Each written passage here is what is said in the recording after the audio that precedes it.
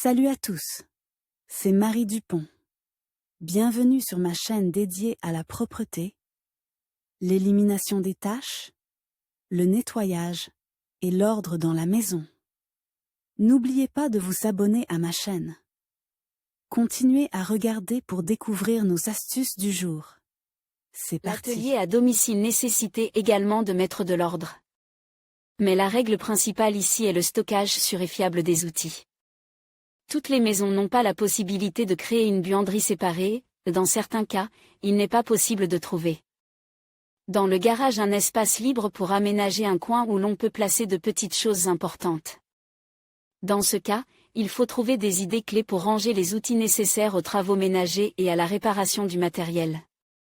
En même temps, ils ne doivent pas prendre beaucoup de place et il est important qu'ils se trouvent à un endroit où il est facile de les atteindre et de les utiliser. Outils à main et outils électriques populaires. Les outils professionnels et semi-professionnels peuvent être manuels ou électriques. Les mêmes règles s'appliquent pour un rangement confortable. Les zones de travail ne doivent pas se toucher, utilisez un couvercle ou un boîtier, température stable, faible humidité, corrosion des métaux, absence de lumière directe du soleil.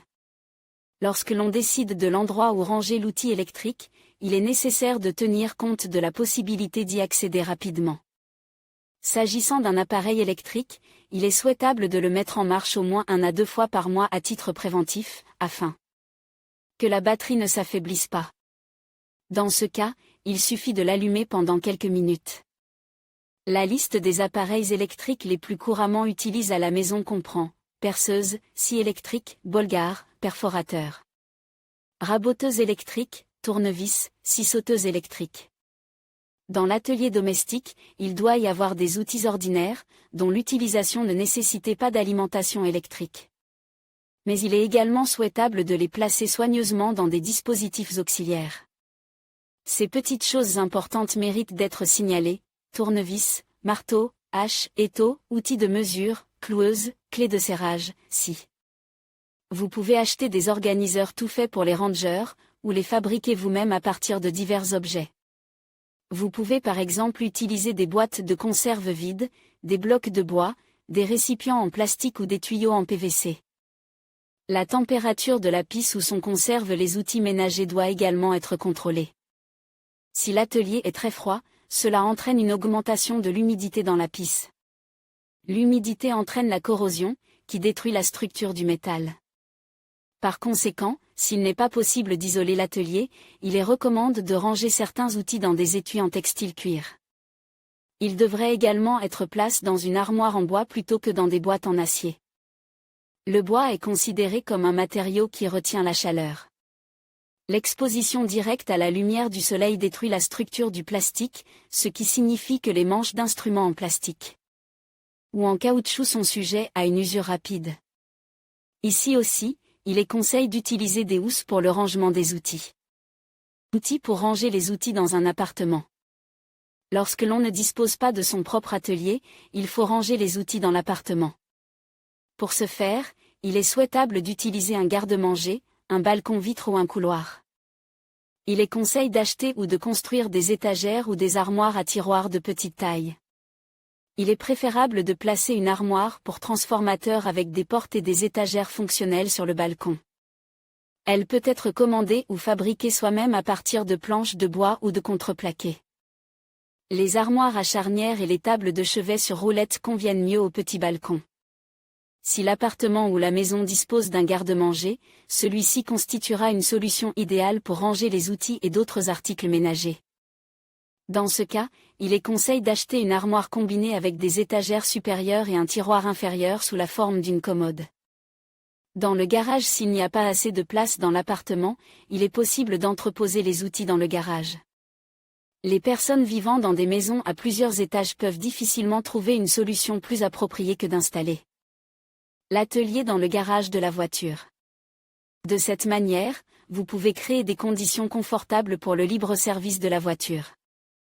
Dans ce cas, il est recommandé de faire des calculs précis pour aménager un coin confortable destiné à ranger les outils.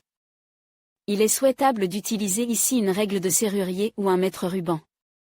L'atelier, qui occupe une partie du garage, ne doit pas gêner la sortie et l'entrée de la voiture. En même temps, il est nécessaire de prévoir les endroits où seront placés les étagères, les casiers, les panneaux perforants ou les armoires. Il est recommandé d'effectuer les marquages en tenant compte de leur taille. Si nécessaire, des tronçons percent dans les murs, ou des chevilles avec crochets sont installés. Cela garantit une fixation fiable. Les crochets en acier sont montés à l'aide de vis auto-taraudeuses ou de clous ordinaires. Il est recommandé d'installer des étagères le long des murs. En général, 2 pièces suffisent pour tout ranger. Il est également souhaitable d'installer des étagères au sol dans le garage. Mais si elles sont articulées, elles doivent être fabriquées dans un matériau incombustible. Les armoires en bois doivent de préférence être traitées avec des substances spéciales qui améliorent les propriétés ignifuges du produit. S'il y a suffisamment d'espace libre, vous pouvez placer une table en fer, où sont installées les lampes. Dans le cas contraire, il est nécessaire d'installer un établi avec une plateforme pliante. Au-dessus de la table sont fixes des supports pour fixer les outils. Sur la table sont également fixées des bouteilles ou des boîtes en plastique, dans lesquelles sont stockés les clous, les vis, les boulons et les écrous. Dans l'atelier, si l'on dispose d'un grand terrain ou d'un espace dans le cadre d'un complexe résidentiel, il est préférable de construire un atelier. Il est facile d'y placer tous les dispositifs destinés à ranger les outils. Il est également souhaitable d'y placer une table spéciale avec un aimant, une bande magnétique ou un support pour une adhérence fiable des objets métalliques. Certains suspendent dans l'atelier un bouclier fabrique à partir d'une planche de contreplaqué. Ensuite, à l'aide de chutes de bois, créez un système pratique qui vous permet de ranger un grand nombre d'objets nécessaires. Les tiroirs peuvent également être installés sous le plafond, si la hauteur de celui-ci le permet. Les récipients en plastique non lourds sont idéaux. Ce système convient mieux aux objets coupants non pointus et non tranchants. Avantages et caractéristiques des aménagements spéciaux. Tout bricoleur ou maître de maison doit savoir comment ranger ses outils afin qu'ils ne soient pas soumis à une usure rapide. Pour ce faire, on utilise différents dispositifs spéciaux, que l'on peut choisir individuellement. Recommande, les plus populaires d'entre eux sont les suivants: étagères, armoires, tiroirs, étuis, étagères, murales, suspendus. Panneaux perforants, organisateurs. Les étagères permettent de ranger non seulement les outils, mais aussi les consommables et divers équipements. Ils peuvent être fabriqués en bois ou en acier. La construction métallique se caractérise non seulement par la grande résistance du matériau, mais aussi par sa capacité. Outre leurs excellentes propriétés opérationnelles, les rayonnages ne sont pas difficiles à moderniser en fonction des besoins. Les armoires conviennent également au rangement des outils, si l'espace disponible permet d'accueillir ce meuble non négligeable. Si nécessaire, vous pouvez également fabriquer de petites armoires de construction élémentaire en bois ou en contreplaqué. Les tiroirs et les caisses peuvent être en métal ou en plastique. Les caisses en acier sont plus durables et plus résistantes à l'usure. Quant aux caisses en plastique, elles ont souvent une bonne capacité. De plus, elles sont très légères. Mais il n'est pas possible d'y ranger des objets plus lourds. Les panneaux perforants sont fabriqués à partir de tôles d'acier ou de panneaux de particules avec des perforations sur le plan de travail. Et des nervures de renfort sur les bords. Ils permettent de placer confortablement des équipements de petite taille et des outils de menuiserie. Des idées originales pour ranger les outils. Le maître qui aime l'ordre est prêt à appliquer n'importe quelle méthode pour le rangement pratique de ces petits objets importants. Pour ce faire, il est possible de recourir à diverses idées originales, qui peuvent être réalisées à l'aide d'articles ménagers ordinaires. Ou de matériaux de construction. Tournevis, un objet indispensable et de plus en plus populaire dans la maison. Mais il est petit et peu visible, ce qui fait qu'il est très souvent perdu. Pour ranger les tournevis, il est donc préférable de créer des supports spéciaux, pour lesquels il suffit de disposer d'un bloc de bois. Il suffit de percer des trous dans ce bloc, puis de le fixer au mur. Un tournevis peut être placé sur chaque trou. Vous pouvez également découper des trous dans l'étagère pour y placer votre perceuse, votre scie sauteuse et votre tournevis. La sécurité du stockage des objets métalliques dans l'atelier domestique est assurée par l'utilisation de récipients munis de couvercles vis. Ils ne tomberont pas, même en cas de chute accidentelle. Le couvercle du conteneur doit être vissé au fond de l'étagère à l'aide de vis autotaraudeuses. Les marteaux, ciseaux, haches, clés, sécateurs, cloueurs, pinces, règles et brosses peuvent être placés dans des organiseurs en boîte de conserve. Il est préférable de les fixer au mur de l'atelier, du garage ou simplement sur un poteau en bois. Une bande magnétique est fixée à l'étagère ou au mur, ce qui permet de ne pas perdre et d'atteindre rapidement les clés et les perceuses. La scie à ruban est dangereuse à déplier, il n'est donc pas recommandé de la tordre en forme d'anneau pour gagner de la place. Vous devez utiliser des pinces de bureau pour ranger l'outil en toute sécurité. La scie à ruban est fixée avec leur aide.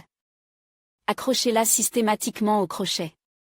Les outils de jardinage peuvent être placés dans des supports fabriqués à l'aide de courts tronçons de tuyaux en PVC. De petits morceaux de tuyaux en polypropylène sont découpés. Ils sont ensuite fixés au mur, vis autotaraudeuses. Les râteaux et même les pelles s'adaptent bien à ces supports. Des trous sont créés dans la barre ou le filet d'acier pour ranger les cannes à pêche jusqu'à la saison de pêche. Si l'on n'a pas envie d'investir dans l'achat de boîtes ou de caisses en métal, on les remplace par un vieux bidon. Après avoir découpé la partie supérieure, il se transformera en un objet pratique, semblable à une caisse.